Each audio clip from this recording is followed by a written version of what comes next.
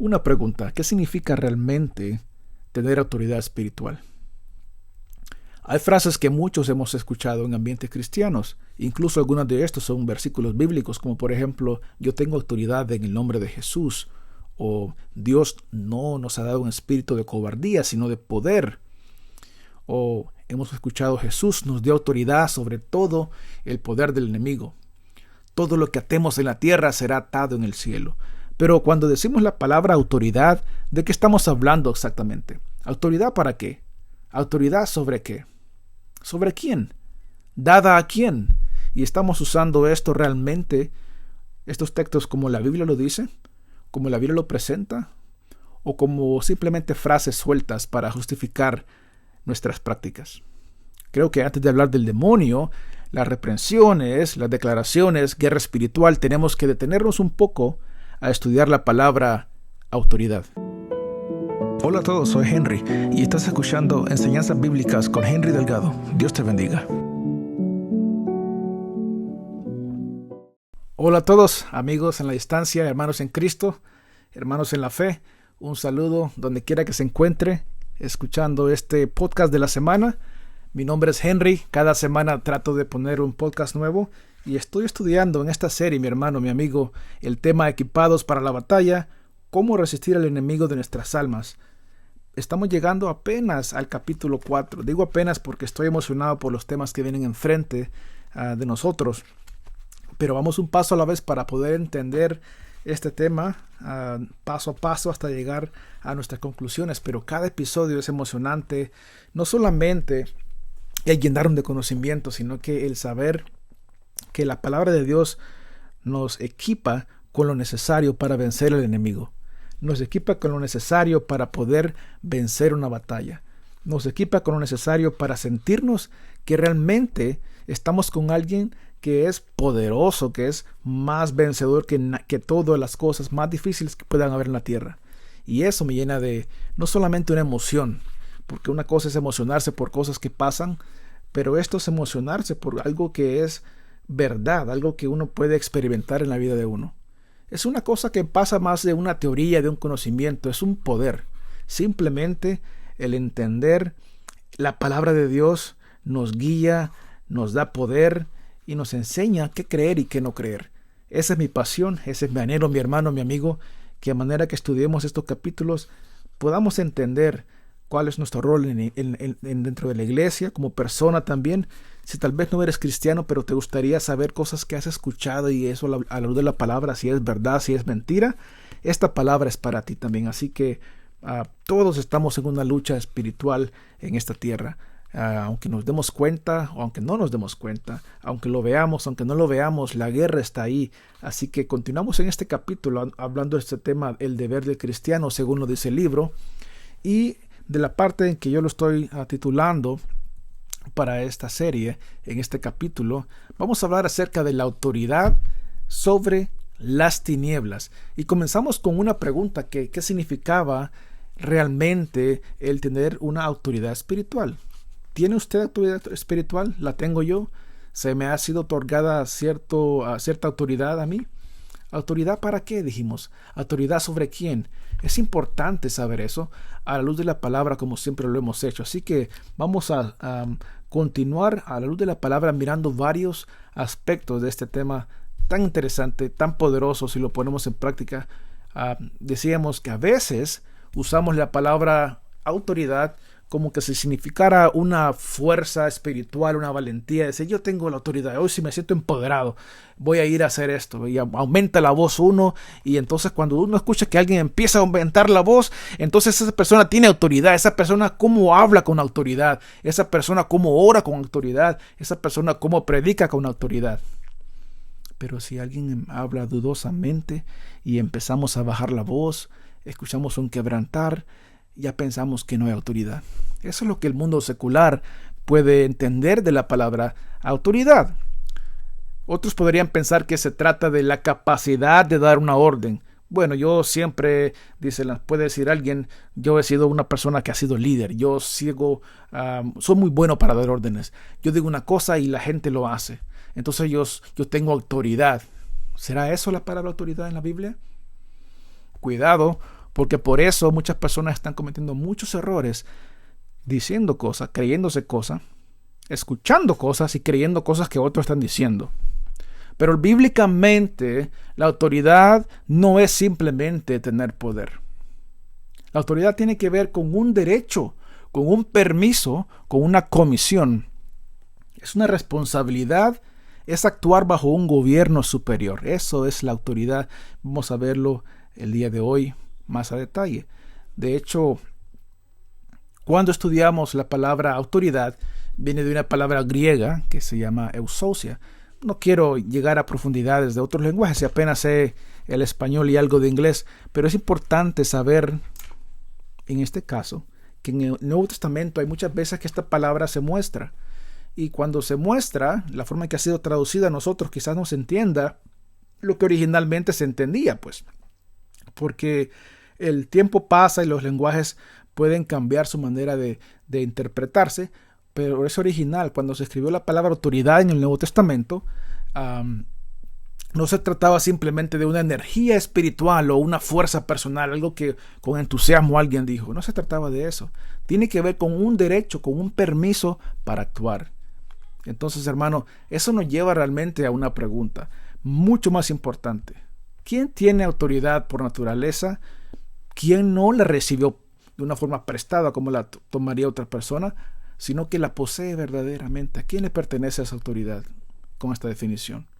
Entonces es ahí donde la Biblia, hermano, no empieza a definir la autoridad dentro del punto de vista humano, dentro del punto de vista de nosotros. No empieza diciendo, mira cuánta autoridad tú tienes, mira cuánta autoridad Dios te ha dado, mira cuánta autoridad. No empieza con eso. La Biblia nos lleva primero a Cristo. De hecho, estábamos mirando en la escuela dominical el día de hoy. Qué bonito es tener un Dios. Nuestro Señor Jesucristo fue ese gran ejemplo, donde Él, antes de pedirte algo, Él lo hacía. Él lo hacía. Entonces, ¿por qué nosotros hacemos lo que hacemos? Porque primeramente Cristo lo hizo. ¿Por qué? Porque Él, antes de pedírmelo a mí, también obedeció al Padre en muchas cosas que hacía. Entonces, en ese modelo bíblico, si yo me llamo cristiano, tengo que imitar lo que Cristo hace y tengo que buscar lo que Cristo no me pide que yo haga, sino que también lo que Él es, lo que Él hace. Entonces mi vida se convierte en una vida, lo que llamamos cristocéntrica, donde el centro de todo es Jesucristo. Entonces comencemos a entender esta palabra de autoridad de una forma como fue reflejada por medio de nuestro Señor Jesucristo. Muy bien, entonces miremos el punto de vista número 1 en cuanto a este tema, hermanos, es la autoridad de Jesús.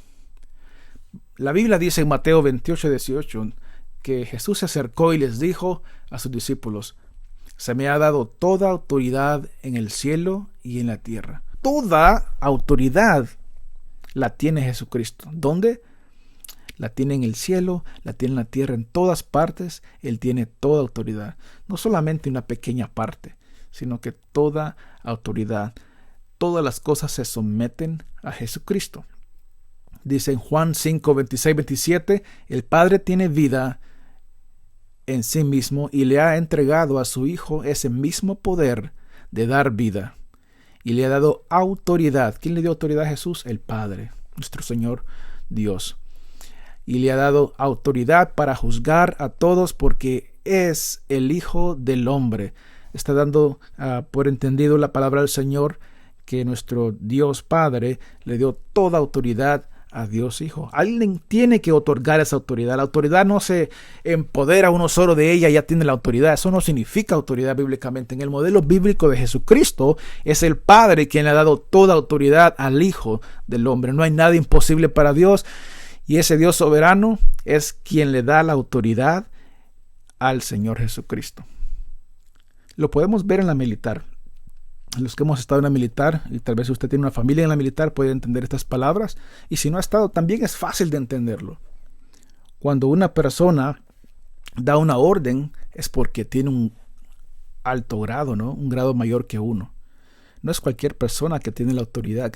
Es una persona que pertenece a alguien de arriba que le está dando una orden, y esa persona le da una orden porque tiene esa autoridad es dada. Lo miramos en Juan 5, 26 al 27. Entonces Jesús dijo que toda autoridad le ha sido dada en el cielo y en la tierra. Eso es bastante autoridad, hermano. Eso no es una parte pequeña, eso es todo. No es una categoría, no es solamente una autoridad sobre la iglesia, es toda autoridad. Entonces, antes de hablar de mi autoridad, tu autoridad, la autoridad de tu líder religioso que te está diciendo que hagas algo, la autoridad de un creyente, la autoridad que dicen las personas tener sobre los demonios, debemos tener que empezar de una manera viendo que Cristo es el Rey, que Cristo gobierna, que Cristo tiene toda autoridad sobre la vida, incluso sobre la muerte misma, porque Él venció la muerte en la cruz del Calvario. Tiene autoridad sobre el juicio, tiene autoridad sobre la iglesia y sobre todo poder espiritual.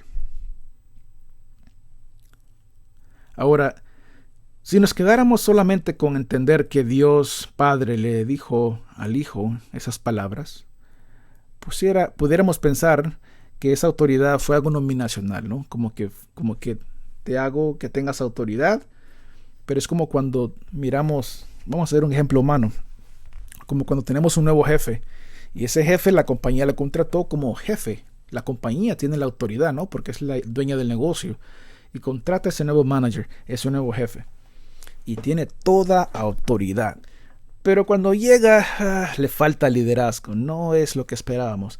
Quizás en papel esa persona tiene la autoridad, pero realmente cuando va a ejercer su carrera, su liderazgo, miramos que le hacen falta muchas cosas. La autoridad de Jesucristo no es así. Claro que no. La autoridad que Dios le ha dado a Jesucristo no es pura teoría. La autoridad de Jesús es algo que Él nos mostró con su vida. Él mostró autoridad de muchas maneras. Si leemos la palabra del Señor en varios episodios de la Biblia, y usted puede leerlo en su propio tiempo, leemos en Marcos 1:27, por ejemplo, y en Lucas 4:36, que Él tiene autoridad sobre los demonios. Claro que sí. Es relevante a nuestro tema, y se recuerda que Jesús andaba caminando por cierta ciudad y tuvo que sacar los demonios a una persona. Esa persona inmediatamente fue liberada. También miramos que Jesucristo demostró, no solamente tenía una autoridad que se le había sido otorgada, sino que demostró autoridad sobre la tormenta. Él tiene autoridad sobre la naturaleza. Él dice que los vientos que se callen y se callan. Él dice algo y hasta la misma naturaleza lo obedece. Miramos también en Marcos 5:35, 43, que tiene autoridad sobre la muerte. Él resucitó a su amigo Lázaro después de que tenía días de haber muerto, que la gente había sido testigo y les había pegado hasta miedo el ver que un muerto se había levantado, porque para Jesucristo, el cual se le ha dado toda autoridad, nada es imposible. Luego Juan, en el libro de Juan, escribe en el capítulo 10, versos 17 y 18, que Jesucristo tiene, y no solo tiene, demostró autoridad sobre su propia vida y su propia resurrección. No solamente resucitó a alguien más, pero Él se entregó para que Él fuera crucificado, morir por tu vida y por la mía, y luego venció a la muerte una vez más con la resurrección. Y en Mateo 28:18, después de resucitar, Jesús declara que toda autoridad le ha sido dada. Una vez más, Él lo está diciendo y lo está haciendo. Esa es la autoridad de Jesús, algo que se demostró mientras estaba aquí en la tierra. Cuando la Biblia nos presenta la autoridad de Jesús, en otras palabras, no se presenta, dijimos, con una teoría. No es así. Eso sería para un humano. Pero el Hijo del Hombre, Dios hecho carne, Él nos ha demostrado con sus acciones que Él tiene la autoridad que el Padre le ha entregado. Jesús entra en una sinagoga y se encuentra con un hombre, como contábamos, atormentado con el espíritu, que estaba en ese lugar aterrorizando la vida de él mismo y la vida de otros más. Y no necesita hacer un ritual largo. Jesucristo En esa historia, si la recordamos, él empezó a decir palabras que no se entendían, no empezó a negociar y decirle, ¿cuál es tu nombre, demonio? ¿Y qué haces por acá? Y no se puso a practicarle, como algunas personas en este mismo libro muestran, esas teorías que se ponen a hacerle preguntas como que fueran el psicólogo, el psiquiatra de un demonio. No miramos a un Jesús brincando, tirando chalecos para todas partes y diciendo, tengo la autoridad. No hace nada de esos malabares. Él no ocupa gritar por horas para que ese enemigo salga. Cuando alguien tiene la autoridad, la tiene o no la tiene. No ocupa decirlo 1000 veces. Él simplemente habla y el espíritu obedece. Por eso la gente se asombraba y decía, ¿qué clase de enseñanza es esta? Hasta los espíritus malignos obedecen su autoridad. Él no se puso a hacer un montón de vueltas en la lancha o en el barco para que esa tormenta lo escuchara. Nada de eso. Simplemente habló una vez más y el espíritu obedece. La tormenta obedece. Ese es el poder de nuestro Dios. Ese es el poder de Jesús. Entonces, antes de hablar de la autoridad de un creyente y de ponernos a pensar, bueno, ¿y yo qué? ¿O ese pastor qué? ¿O ese sacerdote qué? Tenemos que empezar aquí mismo, donde estamos ahorita, en entender que Jesús tiene una autoridad que es real. Para cuando usted mira a alguien más, es fácil distinguir qué es lo verdadero y qué es lo falso.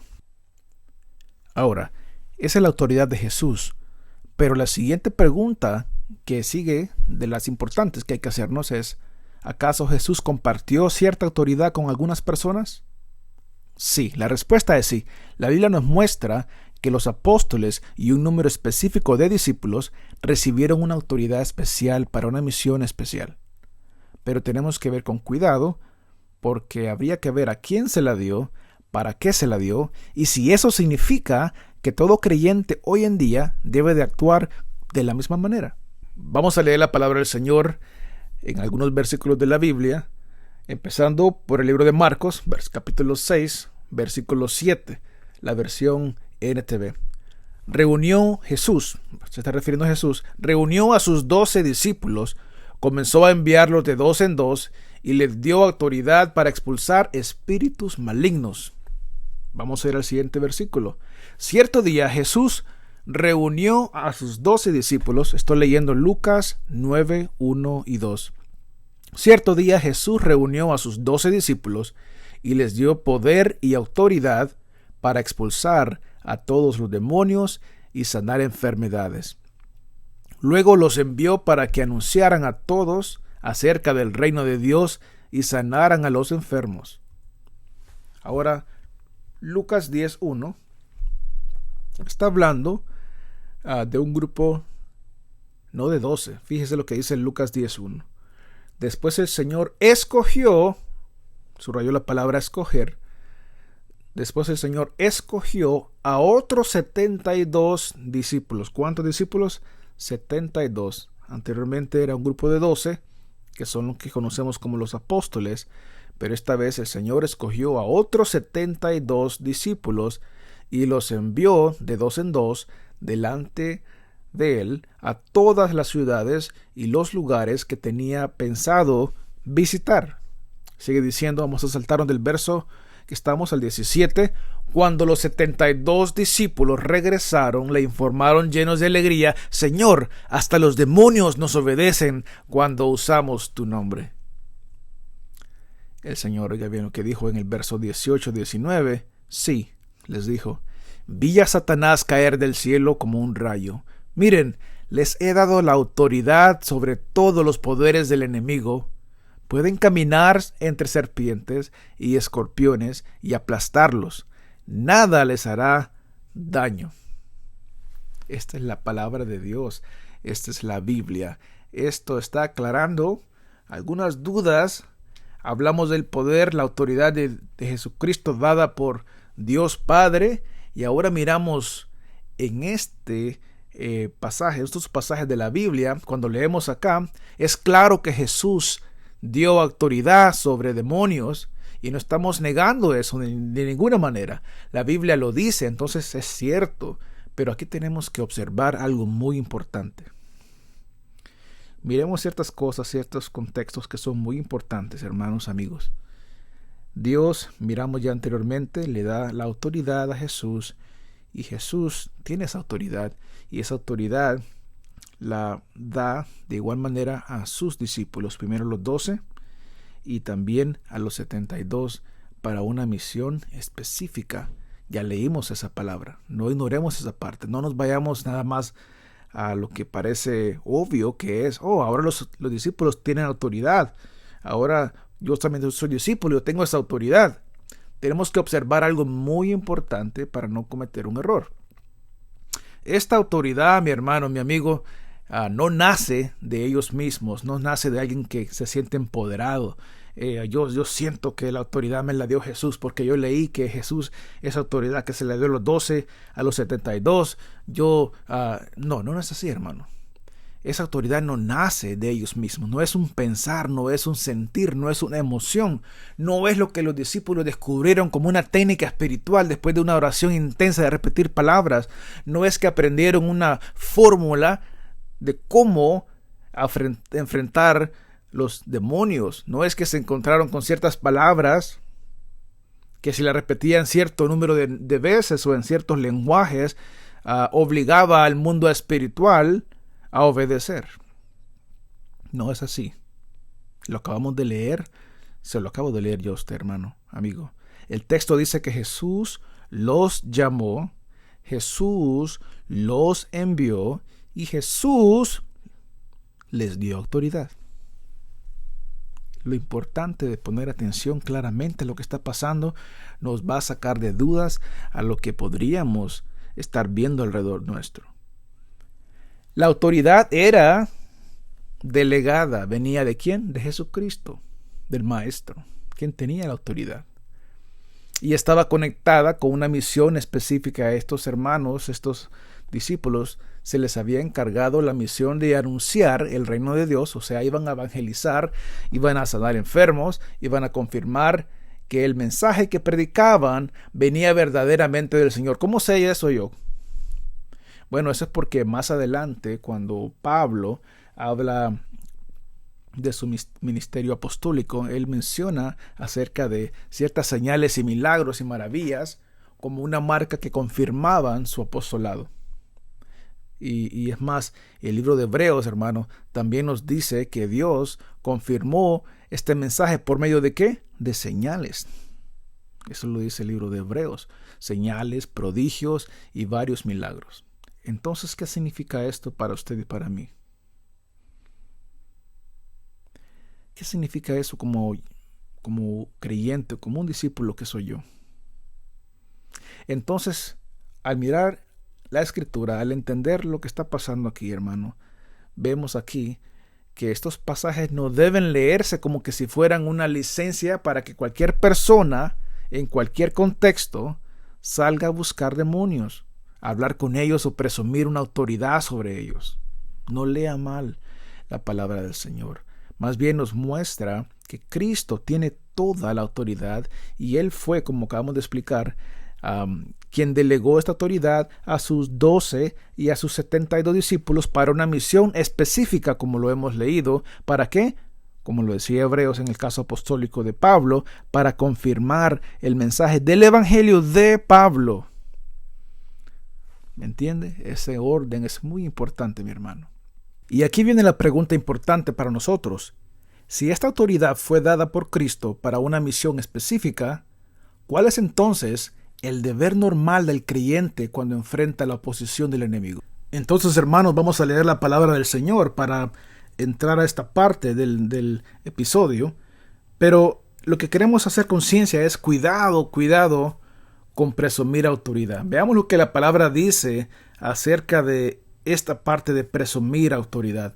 Vamos a primeramente comenzar en 2 de Pedro, capítulo 2, verso 10. Él trata con particular severidad a los que se entregan a sus propios deseos sexuales pervertidos y desprecian la autoridad. Estas personas son orgullosas y arrogantes y hasta se atreven a insultar a los seres sobrenaturales sin ni siquiera temblar. Eso dice 2 de Pedro 2:10.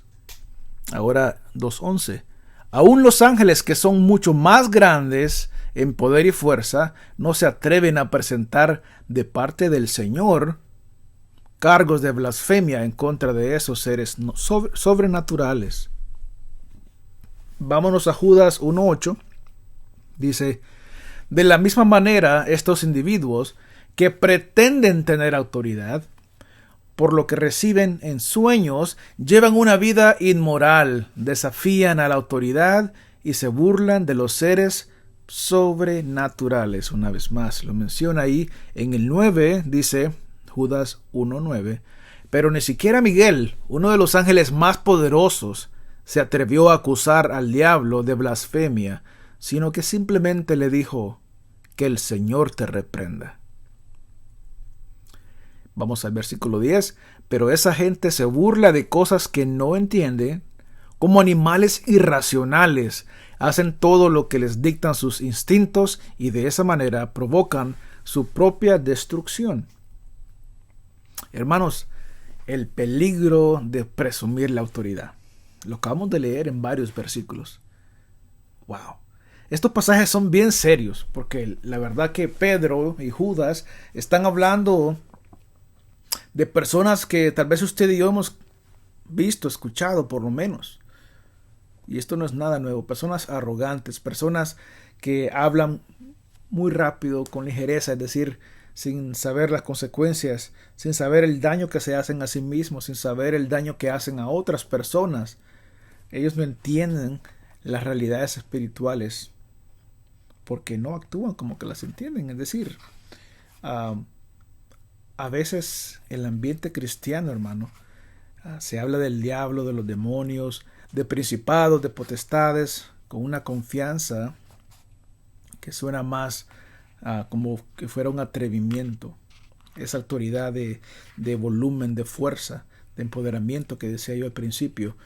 Como que si el creyente pudiera por sí solo insultar, provocar, gritar o dar órdenes, presumiendo autoridad. Oiga bien, dándole órdenes al mundo, a un mundo ya sea, bueno, de hecho, espiritual, de eso estamos hablando, dándole órdenes a un mundo espiritual. Simplemente, hermanos, ¿por qué lo hacen ellos? Porque aprendieron frases religiosas, que así se les dijo el líder, así lo hizo, así lo están haciendo ellos, y esto lo siguen enseñando, es lo peor, a otras personas, que como un virus se sigue propagando esa idea de autoridad, de hablar así con el diablo y con los demonios, con esos principados, de esa manera. No entienden, y hay mucho peligro en hacer estas cosas, mi hermano, mi amigo. Acabamos de leer esa carta en la Biblia de Judas, donde nos muestra lo impresionante cuando compara ahí que ni siquiera el mismo Miguel, el arcángel, tuvo una disputa como la hacen hoy en día estas personas en nuestra generación. Ni siquiera el arcángel tomó una postura tan arrogante como muchas personas hoy en día. Él no habló desde una autoridad independiente, él se apeló al Señor. Bueno, dirán algunos, bueno, pero lo dicen en el nombre de Jesús. Y una vez más, esa autoridad no se les ha sido dada a ellos. No se trata de que leyeron una historia, ahora se sienten muy fuertes y dignos de repetir esas palabras de una forma independiente, como que les nació de su corazón, pero no apelan al Señor. Y eso, hermano, nos enseña algo importante, que la batalla espiritual no se pelea con una arrogancia espiritual. No se pelea con insultos. Eso que miramos hoy en día en los memes, en las películas, lastimosamente en algunas iglesias que están funcionando, de muchas religiones cristianas, enseñando que deben de pelear con frases que han aprendido de los antecedores, de las personas que estaban antes de ellos, perdón. No es así. ¿Cómo se pelea eso? Se pelea bajo la autoridad de Dios, dependiendo del Señor. El problema no es creer que los demonios existen, lo hemos dicho una y otra vez en estos episodios, si has estado conectado a estos episodios. Eso existe, los demonios existen, mi hermano, mi amigo. El problema no es creer que Cristo tiene autoridad sobre ellos. Claro que la tiene. El problema es presumir, como estas personas, que se refiere Pedro, que se refiere Judas. Estas personas presumen de una autoridad que la Biblia no nos manda a ejercer de esa manera.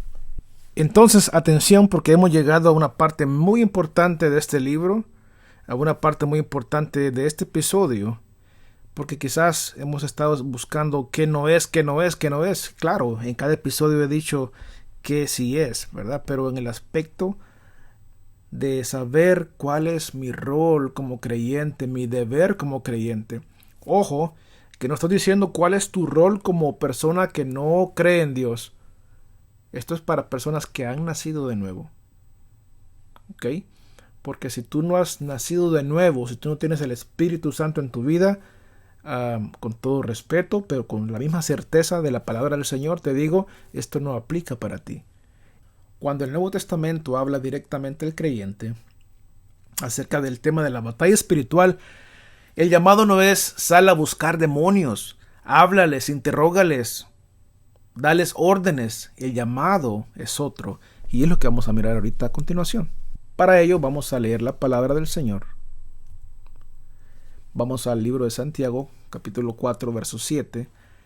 Así que humíllense delante de Dios, resistan al diablo y él huirá de ustedes.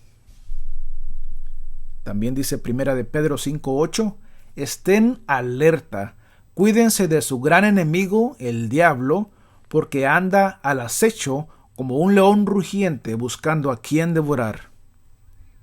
Primera Pedro 5:9 dice, manténganse firmes contra él y sean fuertes en su fe. Recuerden que su familia de creyentes en todo el mundo también están pasando por el mismo sufrimiento. Entonces, hermano, Santiago nos está diciendo varias cosas que vamos a partir en pedacitos para que entendamos muy bien. Primeramente nos habla acerca de someternos a Dios, resistir al diablo, y entonces él, o sea el diablo, va a huir de ustedes. Pedro dice, estén sobrios, estén alertas, resistan firmes en la fe. Entonces, mi hermano, el deber del creyente no comienza con hablarle al enemigo, comienza con rendirse a Dios. Entonces, nuestro deber como creyente, ¿cuál es?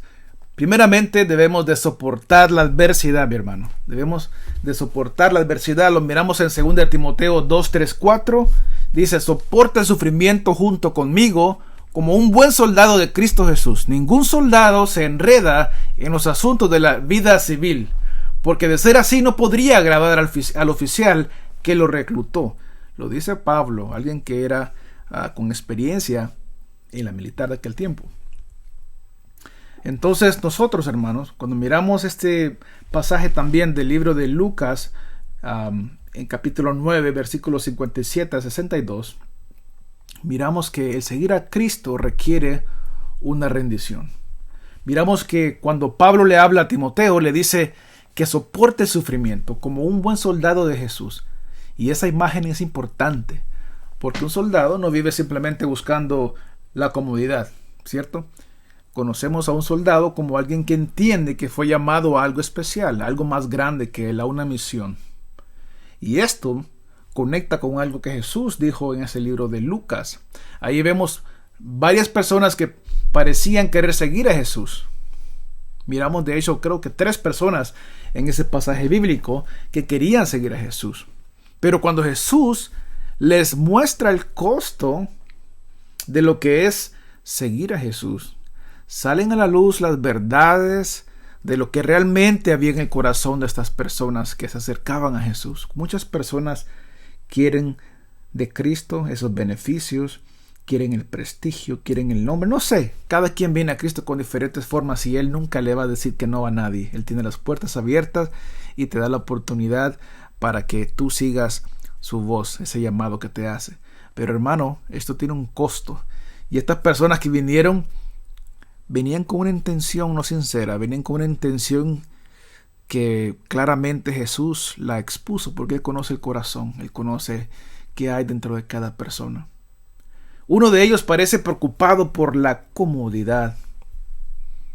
Otro quiere posponer la obediencia. Quizás todavía no estoy listo para obedecer. ¿Cuántos de nosotros decimos, sí, pero todavía no puedo porque tengo muchas cosas que aún dejo de dejar y no estoy listo para seguir ese llamado de ser un cristiano, de ser llamado un discípulo de Jesús? Y el tercero, que es el que quiere seguir, pero todavía sigue mirando atrás y tiene un pie aquí, otro pie allá y no está seguro. ¿Cierto?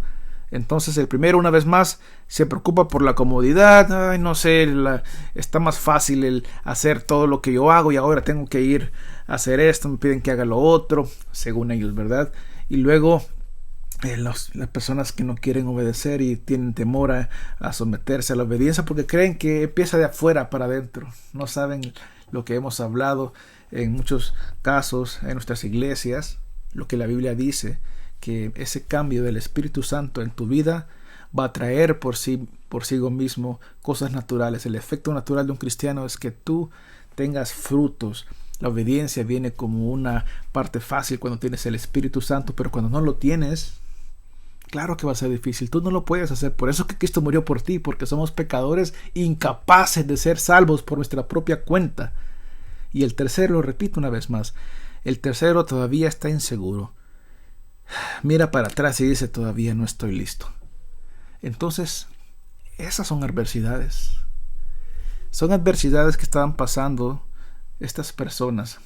Ahora, aquí no quiero ser demasiado duro, de una manera por lo menos injusta, porque todos nosotros tenemos algo de estas historias, de estas respuestas de estas personas. A veces decimos, Señor, yo te sigo, pero también queremos seguir en nuestros propios términos, cuando yo lo quiera, cuando yo lo diga. Queremos una victoria espiritual. Entonces todo el mundo quiere tener una victoria espiritual, poder decir, voy a vencer al enemigo, ahora todo me va bien y vamos a prosperar, siempre prosperar. Queremos estar en todo ganando, pero cuando te hablan de la cruz, toma esa cruz y sígueme, como que no nos gusta mucho, ¿verdad? ¿Cierto? Como que ahora se la piensa más uno. Queremos, o algunos quieren, autoridad sin rendición. Sin rendición. El Señor nunca te pide algo que es imposible. El Señor está probando el corazón. ¿Quieres soportar la adversidad? ¿Cuál es tu adversidad en tu vida? ¿Puedes seguir al Señor? ¿Estás dispuesto a decirle Señor? Cuando le dices Señor significa yo me someto a ti. Tú tienes la autoridad. Si los vientos te obedecen, si la muerte tú la has vencido, ¿quién soy yo para resistirme a tanta autoridad? Pero más que autoridad, tanto amor. Yo me rindo ante ti, Señor. Algunos quieren protección, pero de nuevo no quieren obediencia. Quieren que oren por ellos, que me vaya bien en todo. Que no me pase nada en el camino. Ore para que me vaya bien, hermano. Oye, amigo, ora por mí, ora por mí. Queremos bendiciones tras bendiciones. Pero hermanos, una vez más la palabra nos está hablando de que hay algo más importante que todo esto. No se trata nada más de decir Señor, Señor y de querer los beneficios con nuestros propios términos. No se trata de eso. Parte de nuestro deber en la batalla espiritual que cada día tenemos no es andar buscando confrontaciones con demonios, mi hermano. Parte de nuestro deber es aprender a soportar como soldados de Cristo. Algunas veces las cosas van a ser difíciles, pero te estás entrenando. Porque lo que tú tienes que hacer al principio, como todo buen soldado, es obedecer. ¿Cuál es otro deber del creyente? Es pelear la buena batalla. Y aquí algunos se van a emocionar porque dije la palabra pelear. Ahora sí, esto quería escuchar. ¿Cómo puedo yo pelear la batalla? ¿Verdad? Ya hemos visto algunas cosas, pero vamos a ver el día de hoy qué significa entonces el pelear la buena batalla. Vamos a resistir al enemigo. Vamos a llegar a soportar la adversidad, hemos dicho, por medio de la obediencia. Ahora vamos a ver qué significa el pelear la buena batalla. Ese es un deber mío como creyente, como cristiano. Dice 1 Timoteo 1, 18, 19. Voy a saltar algunas partes, pero usted lo puede leer en casa más a profundidad. Timoteo, y sigue diciendo varias cosas. Le dice Pablo a Timoteo, te doy estas instrucciones. Sigue hablando Pablo, luego me salto y dice, espero que te ayuden, ¿a qué? Espero que estas instrucciones te ayuden a pelear muy bien, que te ayuden a pelear bien en las batallas del Señor. Aférrate a tu fe en Cristo y mantén limpia tu conciencia. Una vez más, te doy estas instrucciones. Espero que te ayuden a pelear bien en las batallas del Señor. Aférrate a tu fe en Cristo y mantén limpia tu conciencia. Entonces Pablo no solo dice a Timoteo que soporte la adversidad como un buen soldado, ya hablamos acerca de eso, también le dice que pelee la buena batalla. Pero aquí tenemos que preguntarnos entonces esa cosa, ¿qué significa meramente pelear la buena batalla? Porque podríamos nosotros escuchar algunas veces palabras como batalla espiritual y pensamos que inmediatamente se refiere a reprender demonios, hacer declaraciones, gritarle al enemigo, buscar manifestaciones espirituales.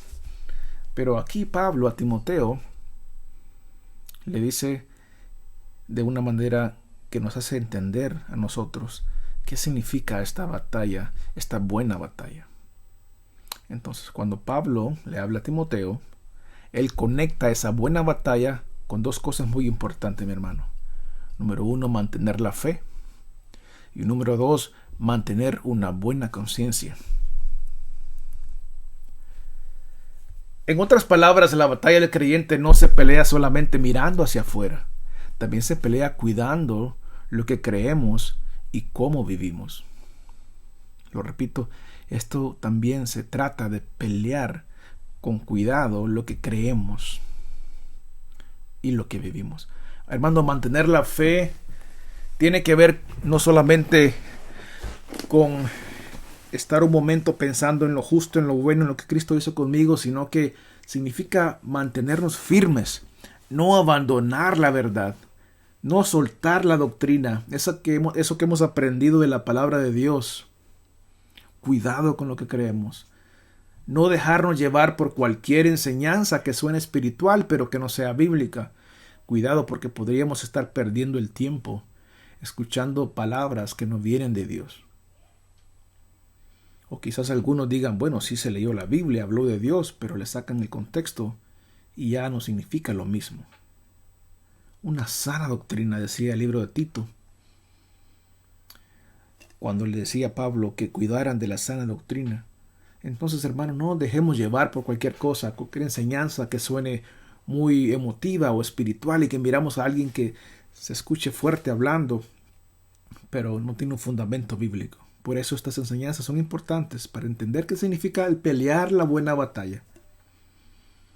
Y mantener una buena conciencia tiene que ver con el vivir delante de Dios con integridad. Una vez más, no solo se trata de que yo voy a tener fe y pensar que Cristo murió por mí y que por su gracia soy salvo, sino que se trata de que si yo quiero pelear la buena batalla en mi vida como un cristiano, como un soldado, como un guerrero de Dios, mi vida debe reflejar lo que yo creo. Ya que tengo una buena doctrina, ya que sigo la Biblia tal y como es, no puedo quedarme nada más en religión, teología, filosofías, buenos pensamientos, buenos refranes. No, mi vida debe de reflejar íntegramente lo que Cristo quiere que yo sea. Por eso me llamo cristiano. Ahora, no digo que debamos ahora ser perfectos, porque aunque tratemos, no lo vamos a poder ser perfectos. Vivimos en una vida que día a día tratamos de ser mejores, porque en cada pelea que tenemos debemos someterlas a Cristo, seguir peleando. Algunas veces sentimos que vamos perdiendo. Le pedimos al Señor que nos ayude, porque ya no podemos y Él es quien vence nuestras batallas. Pero ¿cómo logramos vencer esas batallas? Porque yo creo en Él. Yo sé quién está en mí. Y ahora mi vida vive una vida íntegra. Entonces, de esa manera, mi hermano, yo peleo la buena batalla. No con perfección, pero sí con un corazón que quiere obedecer. Con un corazón que ya no quiere seguir pecando. Eso se llama arrepentimiento. Con un corazón que cuando peca se siente mal y ya no lo quiere volver a hacer y no lo hace. Como alguien que quiere caminar en la luz. Eso significa el vivir con integridad. Y si vamos a pelear una buena batalla, mi hermano, entonces necesitamos aprender a estar firmes. Esa constancia, el permanecer en el Señor. Porque la Biblia no nos llama a vivir distraídos, sino que nos habla de una palabra muy importante. Hay que estar sobrios, alertas y vestidos con la armadura de Dios. Entonces, otro deber del creyente es permanecer firmes. Y la Biblia dice en 1 Corintios 10:12, si ustedes piensan que están firmes, tengan cuidado de no caer. Y Efesios 6:11 dice, pónganse toda la armadura de Dios para poder mantenerse firmes contra todas las estrategias del diablo. Efesios 6:13, por lo tanto, pónganse todas las piezas de la armadura de Dios para poder resistir al enemigo en el tiempo del mal. Así, después de la batalla, todavía seguirán de pie firmes. 14:15 dice, defiendan su posición poniéndose el cinturón de la verdad y la coraza de la justicia de Dios. Pónganse como calzado la paz que proviene de la buena noticia a fin de estar completamente preparados. Además de todo eso, levanten el escudo de la fe para detener las flechas encendidas del diablo. Pónganse la salvación como casco y tomen la espada del Espíritu, la cual es la palabra de Dios. Pablo está diciendo de esta manera, hermano.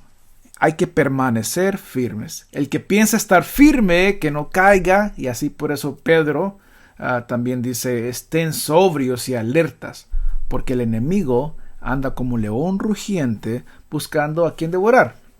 Y Efesios nos dice que debemos vestirnos de toda la armadura de Dios para poder resistir en el día malo. Entonces, hermano, amigo, la imagen bíblica no es la de un creyente corriendo tras cada enemigo, tras cada demonio. Lo seguimos repitiendo, pero tiene que quedar claro para insistir en lo que es verdad. No se trata de correr detrás del enemigo para provocarlo. Lo de un creyente es estar firme, estar despierto, estar vestido con la verdad, con la justicia, con la fe, con la salvación, con la palabra de Dios. La batalla espiritual se pelea permaneciendo en esas cosas, permaneciendo en Cristo, obedeciendo la verdad y resistiendo la tentación y el engaño y el pecado. Así permanecemos firmes, hermano. Jesucristo nos ha dotado de todas esas herramientas para que nosotros podamos permanecernos firmes. Cuando pensemos que ya lo hemos logrado, ya me sé ese versículo, ya me sé ese mensaje, ya sé por dónde va. Yo sabía antes que Él, yo sé más que Él. Cuidado, porque el que piensa estar firme podría tropezar. Cuidado que no caiga. Se trata de permanecer. ¿Permanecer qué? ¿En que tú seas fuerte? ¿En que tú trates? No, permanecer cerca de Cristo. Permanecer cerca de Cristo. Porque de esa manera, hermano, la batalla espiritual se vence. Permaneciendo en Cristo, obedeciendo esa verdad, resistiendo la tentación. Entonces, por eso cuando hablamos de la armadura de Dios, no estamos hablando de una frase religiosa ni un ritual específico. Estamos hablando, hermanos, de una vida gobernada por Dios. ¿Por qué? Porque hablamos de cosas bien específicas. ¿Cómo aplicamos esto a nuestra vida? ¿A qué me refiero? Hablamos de vestirnos de la verdad. Que nuestra vida, el sí sea sí, que el no sea no. Que no haya en nosotros mentira, que no haya en nosotros engaño. Que la verdad venga de lo que el Señor dice. Esa es la verdad. ¿Quieres conocer la verdad? Cristo es la única verdad. Él nos da la verdad de lo que necesitamos saber. Todo fuera de Él es un engaño del diablo. Caminando en justicia. ¿Por qué es importante caminar en justicia? Él es fiel y justo. Dios es un Dios justo. Y quiere que caminemos en rectitud, en justicia. Que caminemos protegidos por la fe. Así se permanece firme. Así se ganan las batallas. Con la verdad, con la justicia permaneciendo firmes en la salvación. Firmes porque si estamos cerca de Él, en la salvación que el Señor nos ha dado por la fe de que Él murió por nosotros, no tendremos ninguna duda. No hay forma que el enemigo nos pueda vencer cuando nos mantenemos firmes a esa fe que es en Cristo Jesús, Señor nuestro. Que nos armemos con la palabra de Dios, que cuando tengas una tentación, tú puedas permanecer firmes. ¿Cómo utilizas esto? ¿Alguna vez te ha pasado un problema y tú empiezas a recitar un versículo bíblico que te recuerda lo grande que es Dios? Así lo hizo Jesús. Cuando tenía sed en el desierto, se fue al comenzar su ministerio, iba al desierto y fue tentado por el mismo Satanás. Y el Señor no se puso a reprender a Satanás ahí con muchas palabrerías, simplemente le dijo con certeza la palabra que estaba escrita ya en la Biblia. Le mencionó cosas que hablaba el libro de los Salmos. Cuando tú y yo tenemos un problema, una dificultad, una manera de permanecer firmes es sacar esa palabra del Señor. Cuando alguna vez me siento débil, digo, Señor, tú no me has dado un espíritu de cobardía, sino de poder, de amor, de dominio propio. Palabras que te dan esa fuerza para continuar adelante. El creyente, hermano, no vence por andar gritando más fuerte, sino por permanecer más firmes en Cristo. Y tal vez hoy estás escuchando esto y dices, yo no sé, hermano, yo no sé, Henry, si estoy en una batalla el día de hoy, yo no sé si pertenezco a Cristo, yo no entiendo muchas cosas, no sé si aplica a mi persona, porque tú has hablado de personas creyentes. Entonces escucha esto que te voy a decir, mi amigo, con claridad. La victoria sobre las tinieblas, déjame decirte, si tú no estás con Cristo, tú estás viviendo en las tinieblas. Tú tienes en tu vida un pecado que solamente Cristo puede perdonar y solamente Cristo puede restaurar.